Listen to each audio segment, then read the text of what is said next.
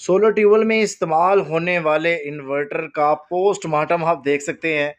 जी हाँ दोस्तों, ये बिल्कुल एक सी ग्रेड सी क्वालिटी का एक वीएफडी इन्वर्टर है जो कि 2 महीने के बाद इस कंडीशन में आ चुका है। जबकि अगर मैं आप ये दिखाऊं तो ये इन्वर्टर अच्छी क्वालिटी का ए ग्रेड का है। यही वजह होती है कि जब भी आप लोग सोलर सिस्टम लगवाने की बात करते हैं, इन्वर्टर ख़रीदने की बात करते हैं, तो हम आपको यही रिकमेंड करते हैं कि आप चाहे सोलर इन्वर्टर लगवाएं या सोलर पैनल की ख़रीदारी की बात कर रहे हो तो आप अच्छी कंपनी का और अच्छे ग्रेड का यूज़ करें।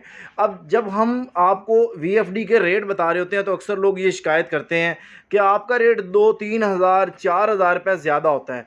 उसकी वजह यह है कि हम अच्छी क्वालिटी का इन्वर्टर यूज़ करते हैं और उसके साथ वारंटी भी देते हैं। अब जैसे कि ये तकरीबन 2-1 महीने इसको तकरीबन हुए हैं मैक्सिमम, और ये इसके हालात हैं, तो ये जिस कस्टमर का उसके लिए बेकार है, इसकी